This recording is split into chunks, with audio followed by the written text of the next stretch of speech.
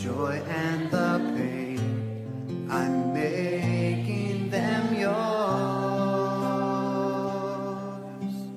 Things in the past, things yet unseen, wishes and dreams that are yet to come true.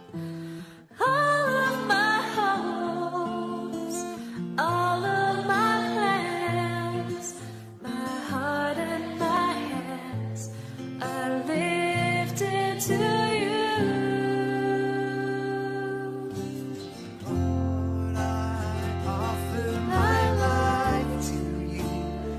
Everything I've been through, use it for your glory. And Lord, I offer my days to you, lifting my praise to you as a pleasing sacrifice.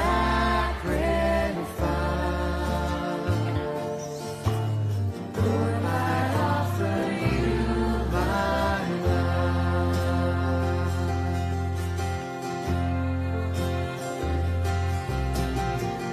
That I am, that I have, I lay them down before.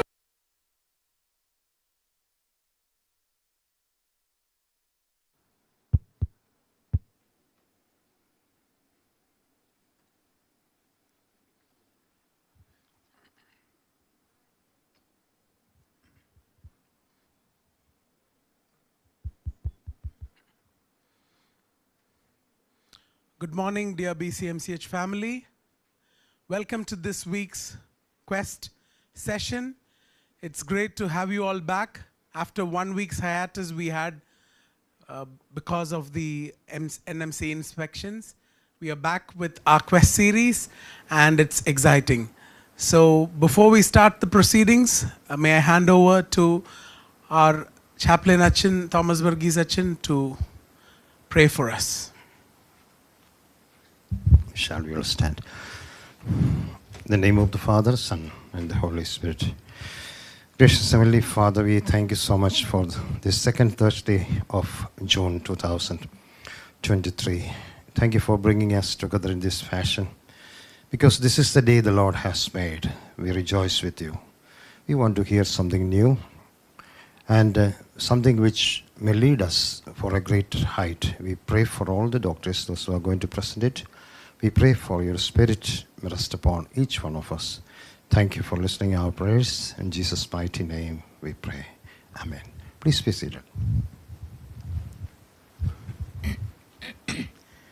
കഴിഞ്ഞ ആഴ്ച ഈ സമയത്ത് I think most of our colleagues were so tired that if we had the quest here, they would have been all, including me and Dr. Girija, dreary-eyed and tired. So അതുകൊണ്ടാണ് cancel ചെയ്തത്.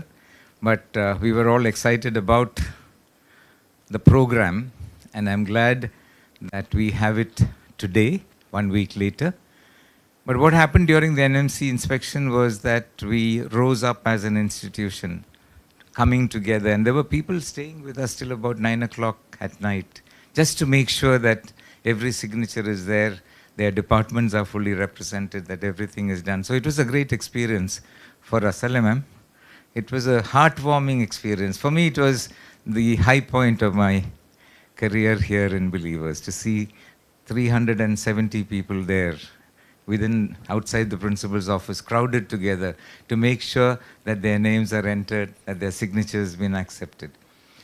Today, we have a department who will be presenting to us, and other than the fact that these three leaders are wonderful human beings, they work in tandem, they work together. And they are at the pinnacle as far as, I think they're staying on because they love being with each other. They love their leader. And I hope a little bit is because of me also. But Rajesh, Gio and Arun have blazed the trail, easily one of the best departments in the country. And because I have my OPD in their department, I know the warmth, the joy. There is no patient who will, you'll never hear a no for any patient. Whatever it is, whatever time, 5 o'clock, 6 o'clock, 8 o'clock, somebody will see them. And they've managed to get their juniors, actually all of them are clinical specialists, not one medical doctor. They all love it working with them. And you can check this out, whether what I'm saying is true or not. And the joy that they have of working together is something to be worth beholding, to note. The other thing they do is, എവിടെയെങ്കിലും എന്തെങ്കിലും പുതുതായിട്ട് anywhere in the world ചെയ്തിട്ടുണ്ടെങ്കിൽ, despite the lack of space, we give them very little space. They will immediately do that. എനിക്ക് ഒരു ദിവസവും വീട്ടിൽ സമാധാനമായിട്ട് പോകാനൊക്കത്തില്ല, because Rajesh is standing at the door of my office saying, സാറേ interventional nephrology തുടങ്ങിയേ പറ്റൂ, ഇതെന്തോന്ന് പോലും എനിക്കറിയത്തില്ല. Then you'll sit down and draw, explain to me. പിറ്റേ ദിവസം എന്നെ ഓർപ്പിക്കാൻ വരും, മൂന്നാം ദിവസം എന്തെങ്കിലും ചെയ്തോന്ന് ചോദിച്ചുകൊണ്ട് വരും. So you can imagine my life. Okay, so interventional nephrology is there, ready, and they've got with them 2 youngsters who, one of them is Arun's batchmate, Shamnath, and where is Sneha? Yeah. So they are all working together, and it's really an ideal situation. So I want to thank God for them, and thank God for this new initiative that they are starting, which actually Ronnie and I should have been presenting this.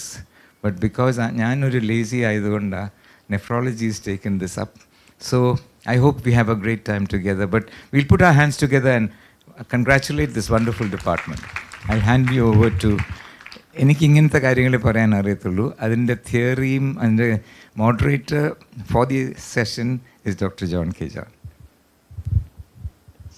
Good morning, all. So, today's quest topic is plasmapheresis. As Dr. John Johnson said, two of our brilliant nephrologists are going to talk about this topic today. As you know, plasmapheresis is a procedure where we separate the cells of the blood into plasma and the component cells. So there are so many indications. It can be therapeutic indications, the majority of which comes for neurology, also as such for gastro, nephro, hematology, and even poisoning sometimes, some cases. There are a lot of confusing terminologies also. Plasmapheresis, plasma exchange, plasma filtration. So these details, including the wide variety of indications among the different specialties. Recently we read about COVID-19 with cytokine storm being treated with plasmapheresis. So there are a lot of newer indications also coming into the spectrum. So Dr. Rajesh will be talking first about the indications and the important points. Now there are complications also. Any procedure can have complications. So for the treating doctor, he should know what are the complications and how to manage that.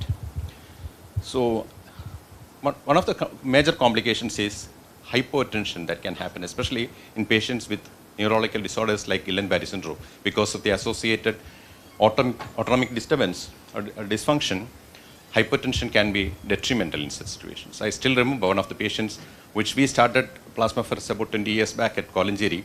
The first patient, around 60-year-old female, she had severe hypertension about 30 minutes after starting plasmapheresis. Dr. Benson may be remembering that.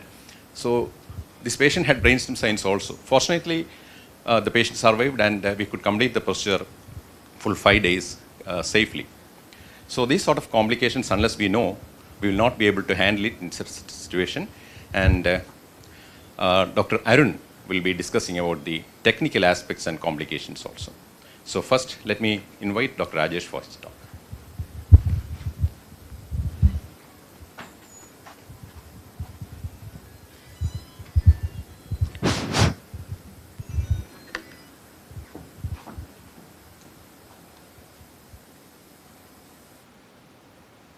I am comfortable at this end, because if I stand there, I might have a wry neck after that.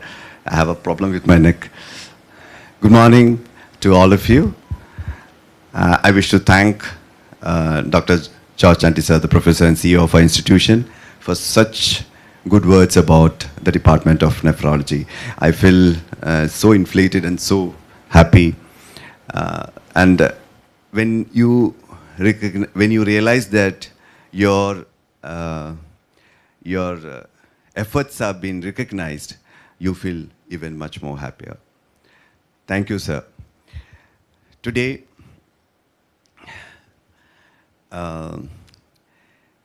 I would just try to, sir might be recollect what happened years back when the institution, beginning of the institution, 2014, we had a similar program like Quest, which was not named, of course, and it happened, that was in 2014. It happened in the current canteen, doctor's canteen. We used to have this kind of discussions. And today, it has evolved into this program Quest, and that too in such a majestic and beautiful amphitheater. I'm really overwhelmed with the growth that the institution has seen over these years. And definitely I would say that it is the untiring efforts and the Jesus model that Dr. George Chandy sir has tried to implement, or rather invest in this institution, the servanthood, the principle of servanthood. And I definitely feel that would have been the reason why today we are able to grow so much. May I request at this forum, sir, if you can present that Jesus model to us once again. Years back you have done it, so we wish we could all hear once again. Today our topic of discussion, I would like to thank Dr. Jacob Jesuran, who is the key person behind this program. We have selected a topic named, and the topic is named Expanding Horizons of Plasma Exchange. This topic has a very wide dimension, a huge dimension, because this therapeutic procedure covers various departments. And that's why we have our gastro sir, GC sir, John K. John sir, to be from different departments to be our chairpersons. We also, the Department of Hematology, Rheumatology, Obstetrics and Gynecology, Endocrinology can all be part of it, because all of them are benefited by this therapeutic procedure in various disorders. Now, when we, before I start my presentation, I would like to get you acquainted with certain terminologies, as John K. John sir has said. Plasma pheresis, when you use the term, or you can say therapeutic apheresis. The term therapeutic apheresis. So what does this term mean is you have a treatment or a therapy which is given outside your body, that is extracorporeal. And what is the intention? Intention behind that is to selectively remove a particular cell or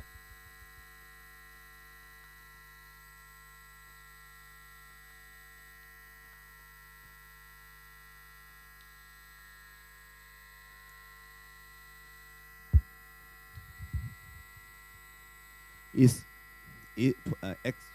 a therapy which is done outside your body with the intention to selectively remove a particular cell.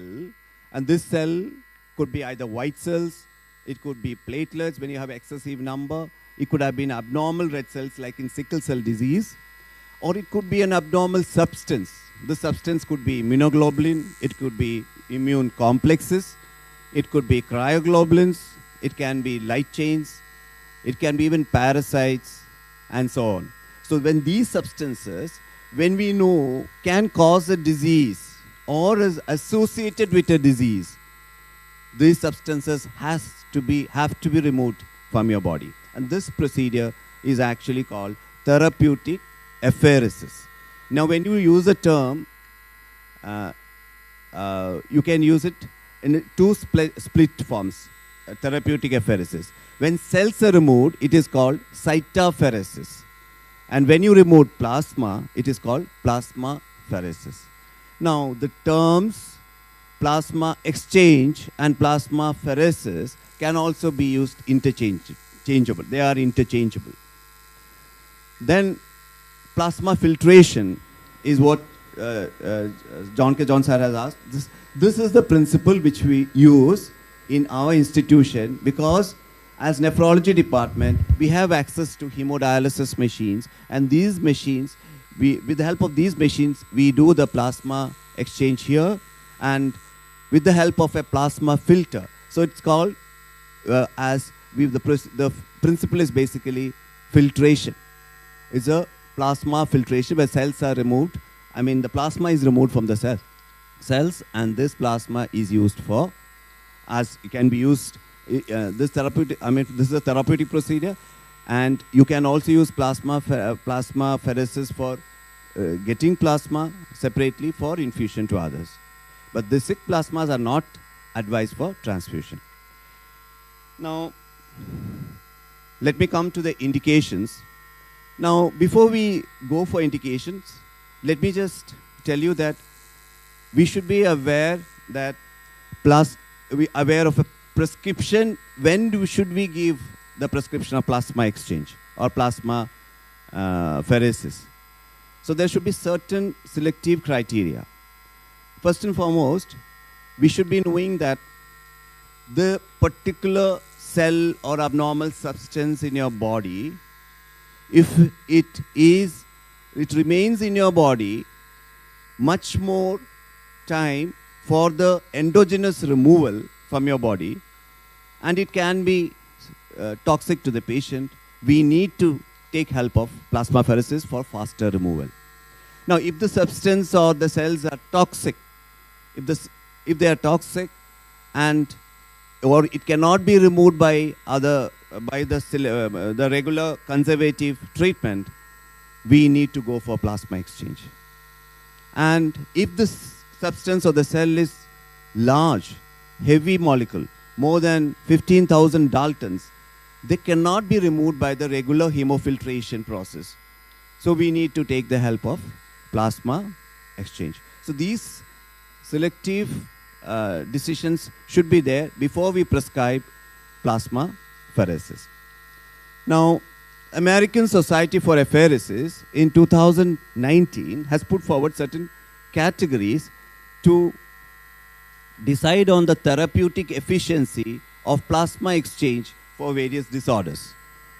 So category 1, which means that it is the first line, category 1 is the first line treatment. That is, it should be either be the primary standalone treatment, or it can be in conjunction with other treatments. Then comes category 2, which is where plasma exchange becomes the second line. Second line, and it can either be as a standalone primary treatment, standalone treatment, or in conjunction with other treatments. Then category 3 is where plasma exchange cannot be considered as the optimal treatment. But of course, individual variations are there where you can make use of the treatment. Category 4 is found to be ineffective, rather it can be harmful for the patient. Now, there is again, American Society of for Apheresis has also put up evidence-based grades as 1, where there is a strong recommendation. When you say strong recommendation, this is based on meta-analysis or even high-quality RCTs with large multicentric studies. Then grade 2, where it is gives only a weak recommendation. Then evidence-based quality comes again, where you have A, B, and C. A is high-quality evidence. This is based on randomized controlled trials and of high quality. Then B comes moderate, where it may not be randomized. There might be multiple control trials, and there might be trials where with limitations, such as it may be non-blinded. Then the low quality or very low quality evidence is C, which is based on case series. All over the world, especially in USA, if you look at it, the statistics, maximum plasma exchange treatment has been given to neurological conditions. Neurology, especially acute inflammatory demyelinating polyradiculoneuropathy, that is GBS. And if you look at the Canada registry, or in Canada, the hematological conditions have received more of plasma exchange. Category 1 with evidence 1A, it goes for GBS, and it is definitely, when you compare with IV immunoglobulins, with the cost factor which Dr. Arun would be presenting, is just half the price of IV immunoglobulin if you can plan about, and efficacy is almost the same. So why don't we go for this procedure of plasma exchange? Of course, complications would be there, but if you're meticulous enough, these complications can be avoided. Then category 1 other indications are chronic inflammatory demyelinating polyradiculopathy, myasthenia gravis, acute short-term treatment, myasthenia gravis again long-term treatment, then NMDA receptor antibody encephalitis, and paraproteinemic demyelinating neuropathies. Category 2 goes for multiple sclerosis, acute attack and relapse, neuromyelitis optica spectrum disorders, acute attack or relapse, and acute disseminated encephalomyelitis, steroid refractory. So neurology comes in the forefront regarding indications. Next, the gastroenterologic problems we have is acute liver failure. Category 1, where high volume therapeutic plasma exchange has been tried with huge success. Wilson's disease fulminant. Category 3, hypertriglyceridemic pancreatitis. And we have done plasmapheresis for our patient, maybe around 2 to 3 patients for hypertriglyceridemia induced pancreatitis, where we have given plasma exchange and done well. Probably it was with Dr. Deepak Johnson. Now, though high volume therapeutic plasma exchange has come into category 1, low volume therapeutic plasma exchange is upcoming with more and more evidence. Currently is category 3, but it is definitely going to be category 1 soon. And you should be aware of the fact that in India, the work has been maximally done. I mean, the work has been done by from CMC under the guidance of Dr. Uday Sakaria, who has been recently here and had given a presentation on plasma exchange. And the government of Tamil Nadu has actually been quite thrilled with this, with the reports, with the results, and they have started a hub and spoke model for this plasmapheresis, where they have selected, they have isolated or found out areas in various institutions where plasmapheresis is given and patients are being referred, especially for rat poisoning, which is very common there, rat poisoning, and also for alcoholic liver failure. Hematological conditions such as hyperviscosity in hypergammaglobulinemia. Recently we did a plasma exchange for a hematological patient with Waldenstrom's macroglobulinemia. TTP with ADAMTS13 deficiency. That comes again category 1. Complement-mediated HUS with factor H autoantibody is category 1. And light chain myeloma with cast nephropathy is category 1. Well, category 2 and 3 comes autoimmune hemolytic anemia, severe cold and severe warm. Now comes nephrology, focal segmental glomerular sclerosis and recurrence after transplantation, category 1. Desensitization as category 1 for living donor. Then vasculitis, microscopic polyangiitis, granulomatous polyangiitis or renal limited vasculitis, which presents as rapidly progressive glomerulonephritis with creatinine equal to more than 5.7, it comes as category 1. Then ANCA-associated vasculitis with diffuse alveolar hemorrhages, again category 1. Category 2 is antibody-mediated rejection. Hematological conditions. Other glomerular basement membrane disease, such as good pastures. That is alveolar hemorrhage, it is category 1. Dialysis independence, category 1. While dialysis dependence and no diffuse alveolar hemorrhage, it is category 3. Now, catastrophic antiphospholipid syndrome is category 1. Cryoglobulinemia is category 2. Severe postpartum HELP as category 3.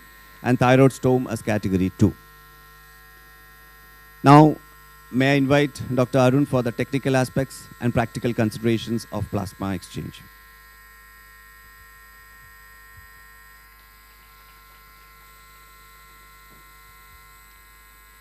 Thank you. So I'm going to deal with the technical aspects. So from the previous discussion, you all understood that majority of the indications are not from nephrology but from other specialty. But the patients will be referred to nephrology for the plasmapheresis. But the primary specialty, primary department should have a reasonable knowledge about how we are going to do the plasmapheresis and what are the common complications and other usual practical considerations. Otherwise, it may be difficult to counsel the patient regarding the treatment option. So how we are going to do the plasmapheresis? So there are three options for doing plasmapheresis. Conventionally, in nephrology department, we used to do plasmapheresis with hemodialysis machine and a plasma filter.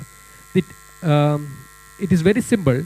There is a blood pump in the dialysis machine. The blood is taken from the body through a dialysis catheter and it is passed through the filter.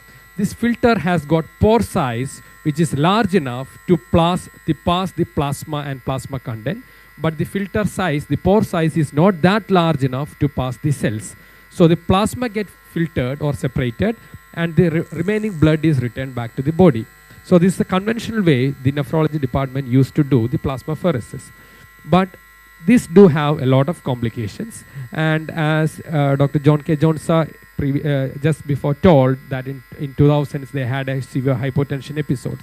So this is not that well controlled system.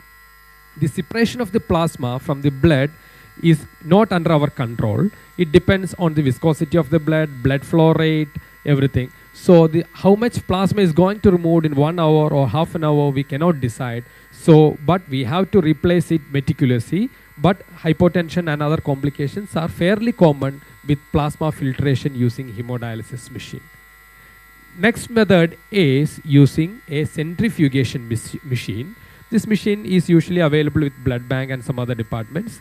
The technique is very simple. The blood is taken from the body and it comes to the bowl, and the bowl is rotating at high speed. Because of the centrifugation, the plasma and the red blood cells do separate.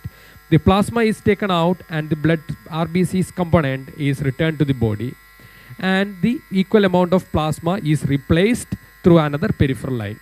And this is another option, and this also is not that well controlled. Here also, this is also a very quick procedure. The whole procedure of removing one plasma volume do happen in 1 to 1.5 hours time. These also do have a frequent episodes of hypotension. And next upcoming method is using a CRRT machine. We are lucky enough to have this machine in our department, in our hospital, where we can offer a very good and controlled way of doing plasmapheresis. This is a highly automated machine. This is just like plasma filtration. The blood is going through a plasma filter and the plasma component is getting filtered. But the difference is this is a highly regulated system. You can see lot of pumps. There are more than 6 or 7 pumps in it, where the amount of the plasma that should be removed in per hour we can decide. We can enter into the computer monitor and we can enter precisely how much replacement should be happening and all. So this is a highly meticulous system, and we can remove the plasma in 4 hours or 5 hours time. This can be a slow procedure. So this can be a slow procedure. We can take a lot of time, like removing all the plasma in 1 hour or 1.5 hour times can result in more hypotension episode. But here we can set the time, desired time. If the patient is very lean, or patient is hemodynamically unstable, or patient is having autonomic dysfunction resulting in frequent hypotension episodes, we can have a slower removal, like we can keep it as 3 hours, 4 hours, 5 hours, 6 hours, whatever maybe want. And we can meticulously decide how much replacement should be happening, like removing 500 ml plasma, what replacement fluid should be happening and what rate. Everything is very well controlled. And we are now shifting our plasma exchange technique from conventional hemodialysis machine to CRRT machine, which is more precise, more safer, I must say. And regarding the practical consideration, the referring departments should be well aware about how we are going to take the blood from the body, that is a vascular access, how much plasma volume should be exchanged, number of exchanges, frequency of exchange, and anticoagulation that is going to be used, replacement fluid, machine setting, and finally the common complications. Regarding the vascular access, the patient needs to have a dialysis catheter placed. The dialysis catheter can be placed at neck or in femoral region, that is IJV dialysis catheter or femoral dialysis catheter. So which one should be chosen? So if the indication is coming from neurology, the patient is having GBS, they do have weakness, the physiotherapy is an integral component of the treatment. So these patients having a femoral catheter in situ, their mobilization is difficult. A patient with a femoral catheter in situ, we ask them to lay down, not to walk, not to have a good physiotherapy sessions. So if the indication is from neurology, preferentially the patient should have neck catheter to facilitate physiotherapy sessions. But if the indication is from mainly gastroenterology, the patient with acute liver failure, they do have coagulopathy, we have the bleeding risk is there. So while putting a neck catheter, sometimes if a hematoma do happen, it could be life-threatening. So if it is from gastroenterology department, I must say I will maybe go for the femoral catheter as the patient do have coagulopathy, so as to protect the neck area in case some complication do happen. Next, regarding how much plasma volume should be exchanged. By convention, each session the removal is 1 to 1.5 times the plasma volume. And how to calculate the plasma volume? One plasma volume is equals to body weight into 40 ml per kg. Or one plasma volume is equals to 0.07 into body weight into 1 minus hematocrit. Most of the patients do not have normal hemoglobin levels. They have low hematocrit. When the hematocrit goes down, the plasma volume component automatically increases. So if the hemoglobin is low, we cannot use the simple formula like body weight into 40 ml per kg. So we have to use the next formula, that is 0.07 into body weight into 1 minus hematocrit. So we have to calculate the plasma volume, and usually plasma exchange we will remove 1 to 1.5 times the plasma volume. But for high volume plasma exchange, like in acute liver failure previously which is being done, the removal is 3 to 4 or even 7 to 8 times the plasma volume. But this is very highly cumbersome procedure with high complication rate, and that could be the reason why the shift is more towards a low volume plasma exchange, where the removal is still 1 to 1.5 times the plasma volume. And regarding the number of exchanges, usually number of exchange is 5. It could vary from 3 to 7. So what decides on the number of exchange? It could be indications, and it could be what component we are going to remove. Is it IgG or IgM? We know that IgM is a big immunoglobulin molecule, and majority of the IgM is intravascular. 75% is intravascular. So if you remove it, in one plasmapheresis session or one plasma exchange session, we can remove 70 to 80% of the IgM from the intravascular component. And since this extravascular component do not have adequate IgM, only 2 or 3 plasmapheresis session is more than enough. But the situation is different if it is IgG. IgG has got high volume of distribution. Only less than 45% is intravascular. Most of the neurological conditions for which the plasmapheresis is indicated, the removal is usually IgG. Since IgG is highly distributed, we are only removing the IgG from the plasma from the intravascular component. But after the plasma exchange, IgG again comes back to the intravascular compartment from the extravascular compartment. So one session is not enough. So for IgG, patient requires multiple sessions, like 5, even up to 5 sessions or 7 sessions. And also definitely clinical response should be looked into. Without looking at the clinical response, we cannot comment on the number of plasma exchanges. If the patient is improving fast, we can limit the number of exchanges, and if the response is less, we have to extend the plasma exchange sessions. And regarding the frequency of exchange, that also depends on indication, whether it is IgG or IgM, and clinical response. Usual frequency is we do daily plasmapheresis for 2 to 3 days, then we'll move to alternate day sessions. And if it is IgG, as I already told, majority is extravascular. So we are removing from the intravascular compartment, and next day before the next plasmapheresis, the extravascular IgG has to come back to the intravascular compartment, then only we can remove it. So if we space the plasmapheresis session by one day, that is alternate day, the refilling of the IgG to the intravascular space will become more, and we could remove more IgG, pathological IgG. But since the patient is very critical in the initial days, to have a good response, even if you do not remove adequate IgG, we'll go for a daily session for 2 or 3 sessions. Then we'll move to alternate day sessions. But if it is IgM, as it is everything is intravascular, patients can have daily exchanges.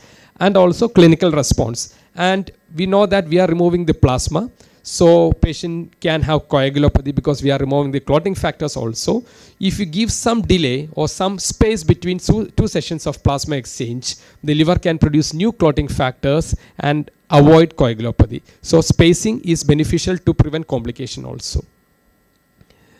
Next is anticoagulation. Conventionally we use heparin if there is no contraindications at a dose of 40 units per kg body weight as loading dose and continuous infusion of 20 units per kg of body weight. But if patient is having coagulopathy as in liver failure or any other case, we may avoid heparin and we do with saline flushes. And replacement fluid, this is something which is very important. We are removing whole plasma, 1 times the plasma or 1.5 times the plasma volume, but one cannot survive without plasma. We cannot survive with a plasma depleted state. Whatever we are removing, the real time replacement should be happening. Like we are planning to remove 2 liters of plasma. When we have completed 500 ml plasma removal, this 500 ml should be replaced through another line. Otherwise, in a plasma depleted state, the oncotic pressure inside the blood vessels will come down and patient can have hypotension and other complications. So replacement is very, very crucial. Whatever plasma we are removing, we have to replace it with a solution. So what all are the replacement options? Fresh frozen plasma, FFP, we can replace. We are replacing with this similar type of fluid, that is we are removing plasma, we are replacing with FFP. Another replacement solution is albumin. We don't want to give the concentrated albumin which is available from the pharmacy. We have to dilute it. 20 gram of human albumin is available in 100 ml. We dilute it with 400 ml normal saline. We make it 500 ml 4% albumin. Then we replace it, because this solution has got near oncotic, we can exert near oncotic pressure like the plasma, so it can prevent hypotensions.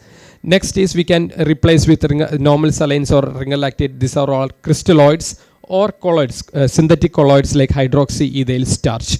But we have to keep in mind that 50% of the replacement should be with colloids. Otherwise, the plasma oncotic pressure will fall down. Patient can have hypotension episodes. Patient can have hypoalbuminemia and edema. And also, in the initial sessions, we are removing plasma, and if we are replacing with albumin and crystalloids, it is okay. But if we keep on doing that, all the clotting factors will get depleted, and patient can have coagulopathy and bleeding. So, after 1 or 2 sessions, we will be forced to use more and more FFP and lesser use of albumin and crystalloids.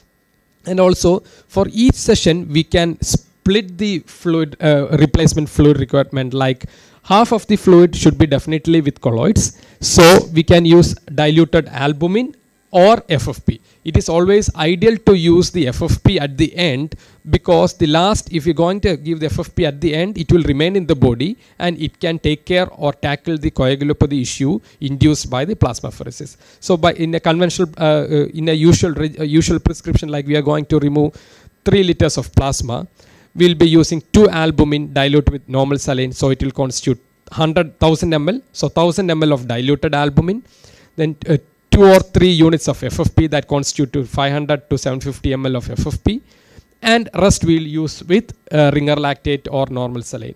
And preferentially, we replace the FFP at the end, so that FFP we give will remain in the body, so that it can prevent the coagulopathy. And if the patient is already in a volume depleted state, before the plasmapheresis session, we can preload the patient with crystalloids or colloids also to improve the hemodynamic stability. And machine setting, this is a setting available in our CRRT machine. So we can see a lot of settings. We can set how much fluid should, how much plasma should be replaced, how much should be, at what rate replacement should be happening, and the time, everything. So everything is very precise, and this is a highly automated system using the Baxter CRRT system, which we do have here. And the blood flow is very important. We are going to take the blood from the body, and it is through a dialysis catheter. If the patient is very small, if you take the blood at the higher rate, it can result in hemodynamic instability. So conventional blood flow rate is equal to 2 into patient weight. Like if the weight of the patient is 65 into 2, the blood flow rate should be 130 ml per minute. And regarding addressing the complications is very essential. One of the main complication of plasma exchange is hemodynamical instability. And this is because we are removing the plasma protein, mainly albumin. So the oncotic pressure inside the blood vessels comes down. So there will be a transient intravascular volume depletion resulting in hypotension. So how we can avoid it? We can avoid it by using more colloids and less crystalloids. So if you are using more normal saline and ringer lactase as replacement for the plasma removed, it is not appropriate. We have to use at least 50%, and if hemodynamic instability is setting in, we have to use more colloids like diluted albumin or FFP as replacement, and we have to restrict the use of crystalloids. We are forced to use more crystalloids because it is cheap. Albumin and FFP is costly. But if hemodynamic instability is there, we have to restrict the use of crystalloids and use more colloids. And also replacement should go parallel. We are removing 1 liter of plasma and replacing nothing. That means there is 1 liter plasma deficient state inside the blood vessel resulting in hypotension. So the replacement should go parallel. Whatever plasma we have removed at a point, that much replacement should be happening. So replacement should be parallel. And this parallel replacement can be highly precise, very precisely ensured by the CRRT machine. And other side effect, main side effect is coagulopathy, because we are removing the plasma. So we have to address the coagulopathy. The coagulopathy after the first session of plasmapheresis or plasma exchange will be less, but as more and more number of plasma exchanges do happen, coagulopathy increases. So how we have to tackle it? So we can use fresh frozen plasma, FFP, as replacement.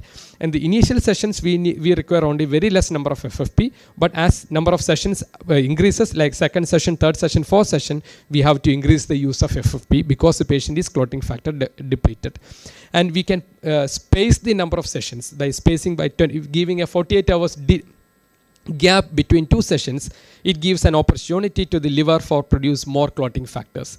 And we can give vitamin K after a session of plasmapheresis to augment the liver synthesis of clotting factors.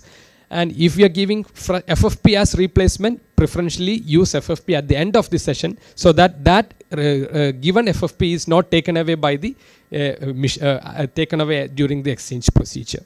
So we can tackle the coagulopathy. Next side effect is hypoalbuminemia. We are removing the plasma, so albumin is definitely removed. So albumin levels come down. Patients can develop edema. So we have to monitor serum albumin before each next session of plasmapheresis. Similarly, we have to monitor PT-INR before the next session. If the INR is more before the next session, we have to replace more FFP. If albumin level is low before the next session, we have to replace with more albumin rather than crystalloids. And next side effect is hypocalcemia. And how is it happening? This is because 40% of the serum calcium is bound to albumin. Since we are removing the albumin during the plasmapheresis, the total calcium content in the body in the blood comes down. And also citrate in the FFP we are using chelates the calcium. So it is a common practice to use calcium gluconate during and post procedure in each session of plasmapheresis to prevent hypocalcemia and related complications. And everyone has to exert a caution that the patients you are referring for plasmapheresis should not be on AC inhibitors for 24 to 48 hours prior to the procedure, because AC inhibitors is found to produce anaphylactic reactions like flushing, hypotension, bradycardia, dyspnea, and severe anaphylaxis also while plasmapheresis is happening because of the increase in the bradykinin levels. And we have to avoid diuretics in patients who are undergoing plasmapheresis, because diuretic changes the hematocrit, so plasma volume calculation will not be proper, and also diuretic depletes the intravascular volume, making the patient more susceptible to hemodynamic instability. And finally, we have to have a cost comparison. So GBS is one of the common indications from the neurology which requires plasmapheresis. IVIG and plasmapheresis is competing, so which is better, which is better. Each is said to have some marginal advantages of others. So definitely cost should be also considered while we take a treatment decision, because cost is very important. Even without a counseling, if you do not consider the cost aspect, it can prove detrimental, because the patient may not be able to provide the further fund the further treatment. So if you are planning IVIG, for GBS, what's the dose of IVIG? It is 2 gram per kg over 5 days. If you are having a patient with GBS of 60 kg, 2 into 60 kg, that is 120 gram IVIG. So this is MRP. We can take it at discounted rate, but the cost comparison is with MRP. So 5 gram IVIG cost 14,000 rupees. So 120 gram IVIG cost 3,36,000 rupees. So IVIG treatment for a 60 kg person with GBS cost 3.36 lakhs. So how will be the cost if you are using plasmapheresis? So usually patients request 5 sessions of plasmapheresis. So we are planning to remove 1 plasma volume per session. So 1 plasma volume is 40 ml per kg, that is 40 into 60, that is 2,400 ml per session. We have to have 5 sessions. So what all are the consumables and other items required for 5 sessions of plasmapheresis with 1 plasma volume? So we have to have a dialysis catheter placed. Dialysis catheter costs 4,800 rupees. Dialysis catheter insertion charge 2,000 rupees. We need 2 FFP per session on average. So we need total 10 FFP. Each FFP costs 600 rupees to 6,000 rupees. And 20 gram human albumin 2 per session, so 10 albumin, so that cost 69,000 rupees in total. And miscellaneous consumables 10,000 rupees, and CRRT machine charges 2,500 for 1 session. So for 5 sessions it is 12,500. So the total cost of plasmapheresis comes only 1.6 lakhs, 1,64,300. So this is nearly half the cost of the IVIG. So cost wise also it is more effective, I must say, for IVIG. But previously everyone had a concern regarding the complications of plasmapheresis, but I can reasonably assure everyone that moving to the CRRT system, the hemodynamic instability which is previously observed with the hemodialysis machine, the incidence will significantly come down because it is a more controlled and precise system, and we can remove plasma at a very slow rate. And also we have to keep in mind that IVIG is not that always safe. IVIG also do have complications, cardiac complications, renal complications, and even neurological complications. And finally, last slide. Now the upcoming for acute liver failure and acute on chronic liver failure, plasmapheresis is upcoming. So the patients with ALF and ACLF, we have to think what more we can do for the patient. Transplant is definitely an option, but transplant may not be technically feasible for all the patients. The studies tells that only less than 10% of the patients with ALF and ACLF get an opportunity for transplantation. So what more we can do? These patients do have issues with high ammonia. Whenever the patient is have ALF, the patient also do have AKI, so acute kidney injury, cytokines in the circulation, because the acute liver failure is a pro-inflammatory state. Then there are a lot of protein-bound toxins when patients with liver failure, because these are not cleared in the liver. And there is a dysregulation between von Willebrand factor and ADAMTS13. There is an imbalance because ADAMTS13 is not secreted by the liver, and ADAMTS13 levels come down, and von Willebrand factor multimerse happens. Platelet aggregates happen inside the circulation. Platelet levels falls, and the aggregated platelets even causes further damage to the liver. So we have to address all these in a patient with acute liver failure. So we have extracorporeal treatment options for it. So you all can seek the help of nephrology department. So patient is having hyperammonemia and patient is going into hepatic encephalopathy coma with raised IC pressure. So what we can do for hyperammonemia? We have the CRRT system. CRRT is highly efficient to bring down the ammonia level. We cannot bring down the ammonia level using conventional hemodialysis or SLED because ammonia has got a high volume of distribution. We remove ammonia with 4 hours or 5 hours dialysis or SLED, ammonia will again come back because the volume of distribution of ammonia is very high. We are only removing ammonia from the intravascular compartment. But CRRT is a continuous 24 hours procedure. We can extend to 24, 48 and 72 hours. So there is continuous ammonia replacement. So ammonia levels can significantly come down with CRRT. So this can be useful if the patient is having high ammonia. And most of the patients do have AK also along with acute liver failure. So CRRT also tackles the AK. It removes the uremic waste products and regulates the fluid balance. And patient with acute liver failure, it is a pro-inflammatory state, and actually it is the inflammatory mediators that is causing multi-organ dysfunction or dysfunction to other organs in acute liver failure. So all these cytokines are in the circulation. We can extracorporeally remove the cytokine. Anyway we are doing CRRT can bring down the cytokine levels, and also if you do plasmapheresis for acute liver failure, this plasmapheresis removes the pro-inflammatory cytokines from the circulation. So pro-inflammatory state is tackled. Next is protein-bound toxin. Anyway, we are removing the plasma, and all protein-bound toxin in the plasma will be removed in 3 or 4 sessions. Most 80 to 90% of the toxins can be removed, and it can be helpful for hepatic encephalopathy. And finally, there is an ADAM-TS13 deficiency with von Willebrand factor multimers producing more damage to the liver. If we are removing plasmapheresis, this multimers can be removed in the plasmapheresis, and we are replacing the FFP as the replacement fluid. Full replacement should be with FFP if the indication is for acute liver failure, and this FFP provides ADAM-TS13, and it can tackle that issue also. So this extracorporeal treatment, CRRT plus low volume plasma exchange, can be offered for patients with acute liver failure who do not have a path for transplantation. And we have to remember that FFP should be the sole replacement if the indication is acute liver failure, and also if the indication is TTP, like in the previously, the replacement should be with FFP also, FFP only. We should not use any other replacement. Thank you.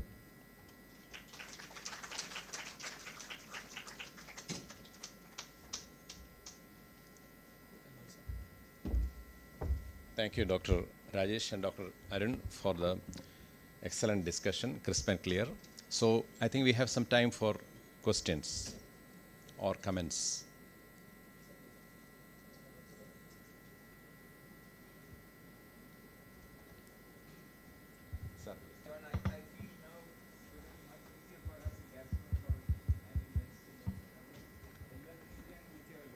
Most of our cases, they'll be able to sort it out for us.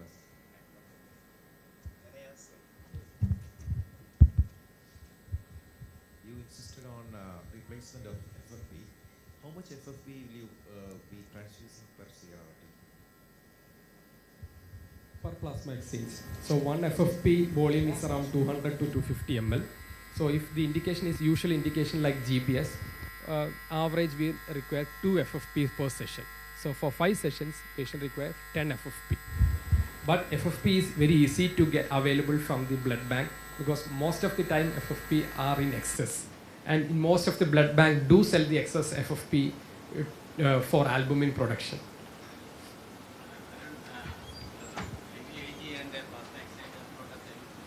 Yes. Complications are more with the CRRT.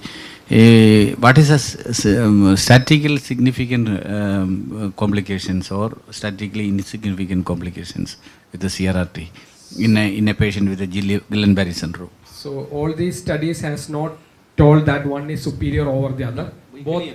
Both has got marginal advantages. Like if it is plasmapheresis, we are removing all the antibodies very fast. So theoretically, we can have a faster treatment response, but the antibody can be again formed. So relapse can be happening with plasmapheresis. But IVIG response is theoretically slow, but regarding the complication rate, if you do safely, the plasmapheresis complication rate and IVIG complication rate can be safe, because IVIG is also not that safe. Hyperviscosity, renal failure, cardiac issues, everything is there. So head to head, there is one is not superior to other. I think John K. Jones sir can tell more about it. So as Dr. Arun said, the improvement is faster with plasmapheresis because we are removing the antibodies. So the mean time of ventilator dependence also is to be shorter in the early phase. But when they assess the survival and the disability score of 3 months and 6 months, both are the same. And as Dr. Arun mentioned, so in certain cases, like in NMO, they have documented that there is a rapid increase in the antibody titers after each sessions of plasmapheresis. The study was from Japan. So it's not sure whether it's only a redistribution or is it there a significant increase in production also. So they suggested to give an immunosuppressant drugs initially and then go ahead with the plasma exchange. But we cannot give IVIG and then do plasma exchange because IVIG will be removed. One option is after the 5th session of plasmapheresis or last plasmapheresis, we can close by giving nearly 10 gram IVIG. That 10 gram IVIG will tackle the immunosuppressive effect of the previous sessions of plasma exchange because plasma exchange is an immunosuppressive state, and also this 10 gram IVIG can block the newly producing antibodies. So that is an option to tackle the rebound or reformation of the antibodies. No, in the last session, we have to close by giving 5 to 10 gram of IVIG. I want to give an example of a patient I met last week in Kotagiri in the Mission Hospital. That is a driver's wife who went to Vellore, had a plasmapheresis for an acute myasthenic crisis. And she actually had a cardiac arrest during the plasma exchange. And she's been on a ventilator. Of course, I've seen her after 2 years. She is now being supported fully by CMC for that severe hypotension episode.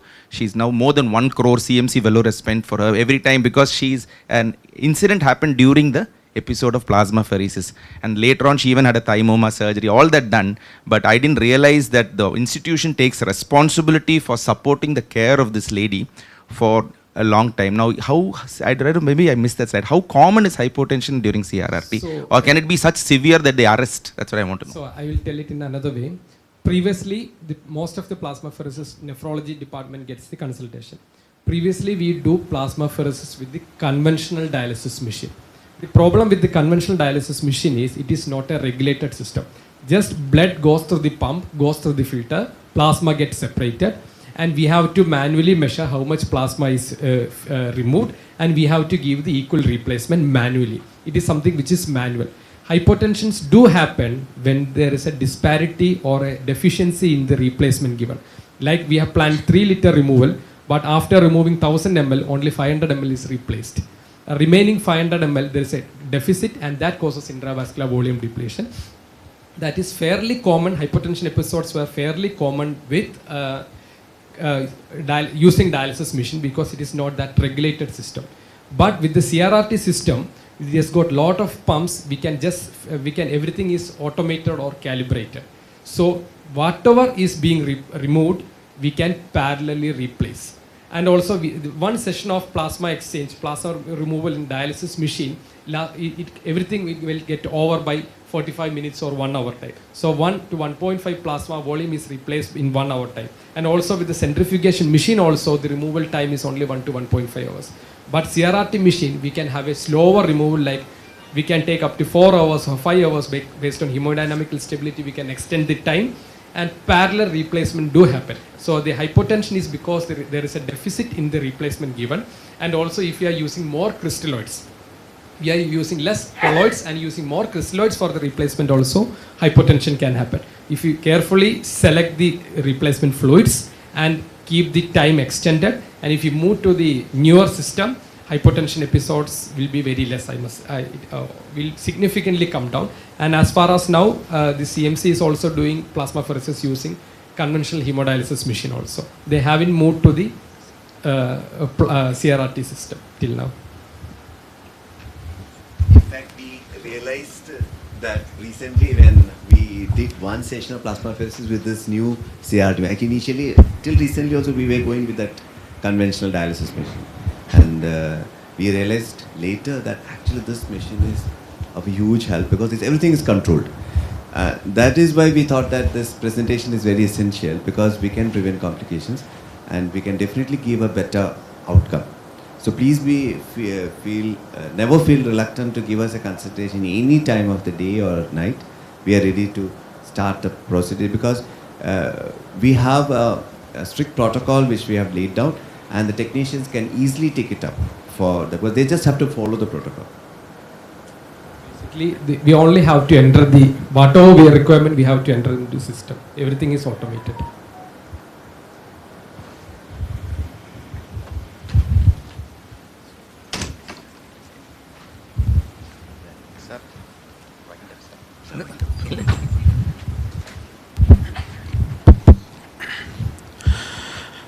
Thank you so much, Rajesh sir, Dr. Arun, John K. John sir, and George Chandy sir for that wonderful session, and of course Dr. Gio. And with this, we come to an end of the quest session for the day. And next week we have SHP memoirs again, back with 2 wonderful presentations from the Chhattisgarh teams. So I hope to have you all here, and let's walk with them. Let's experience what they experienced. So with that note, have a wonderful day, and we close this session. Thank you.